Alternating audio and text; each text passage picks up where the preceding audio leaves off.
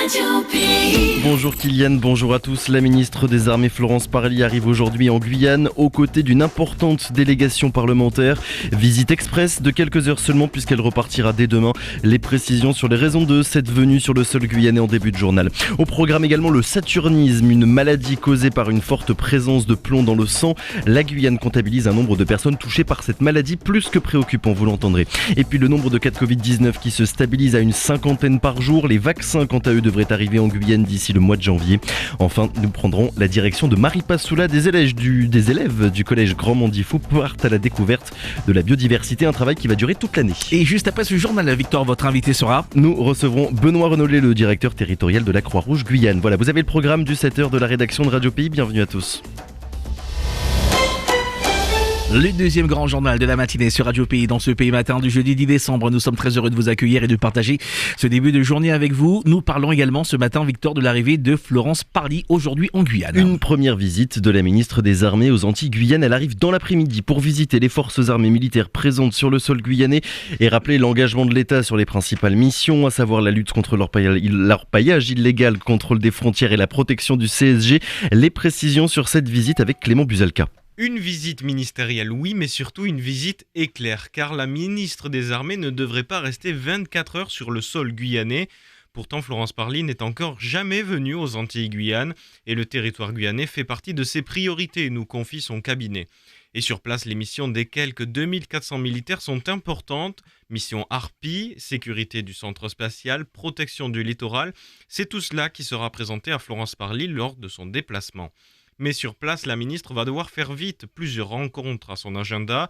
Honneur militaire à la caserne de la Madeleine, pose de la première pierre de la future crèche du régiment, des discours, des réunions. Et la ministre ne vient pas seule. Avec elle, plus d'une dizaine de parlementaires, députés et sénateurs. Tous ensemble, ils s'envoleront vendredi matin vers la Martinique.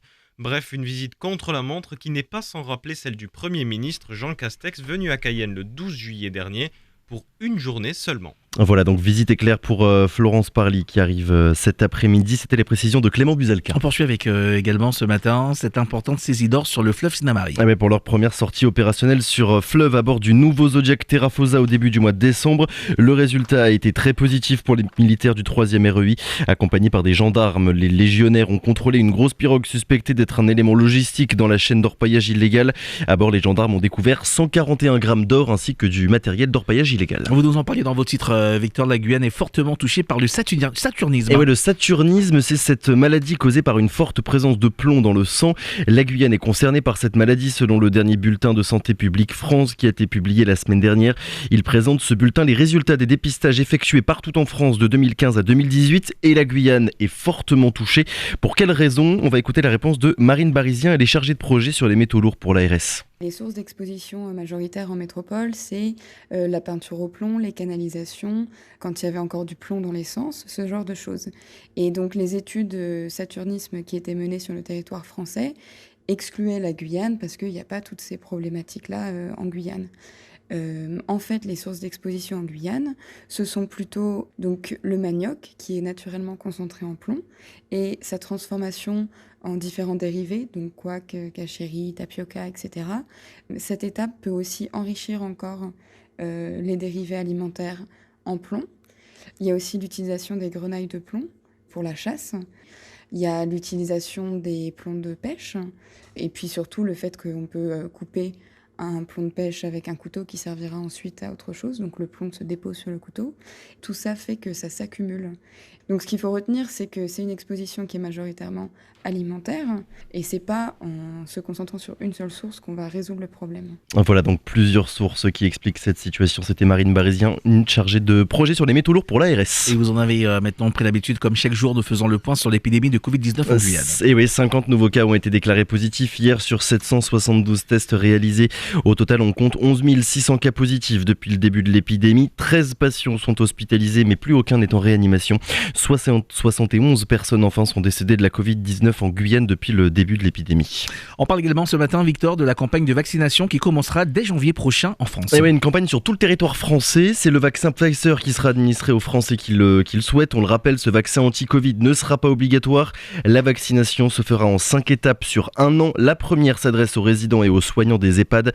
Une annonce qui survient au lendemain des premières vaccinations au Royaume-Uni et les premiers résultats restent mitigés. Edmedoudi. Le Royaume-Uni, pays européen le plus endeuillé par la pandémie avec plus de 62 000 morts, a été le premier pays à autoriser ce vaccin. La réussite de la vaccination est cruciale pour le gouvernement, très critiqué sur sa gestion de la crise. C'est donc dès mardi qu'une campagne massive de vaccination dirigée en premier lieu vers les soignants et les personnes âgées a débuté. Mais dès hier, les premières réactions au vaccin se sont fait sentir. 2 personnes vaccinées ont connu des réactions allergiques importantes et ont mal réagi, d'après le directeur médical du service national de santé anglais. Autre effet secondaire constaté aux États-Unis lors de la phase 3 du vaccin de Pfizer BioNTech contre le Covid-19, de la fatigue, des maux de tête, des frissons, des courbatures, voire de la fièvre. 4 personnes ont aussi eu une paralysie des muscles du visage. Mais pour l'agence américaine, il ne s'agit que d'une part significative par rapport aux 20 000 personnes qui ont reçu le vaccin. Il n'y a aucun problème de sécurité majeur. Le vaccin est sûr. Pour autant, l'agence britannique du médicament a préféré ne pas recommander la vaccination afin de ne pas vacciner toute personne ayant un historique de réaction allergique importante à des vaccins, des médicaments ou de la nourriture. Des recommandations qui seront suivies aussi en France, même si pour l'instant, la campagne de vaccination débutera bien en janvier sur tout le territoire en même temps, avec le même objectif, mettre fin à cette pandémie de Covid-19. Merci beaucoup Edmedoudi pour toutes ces précisions.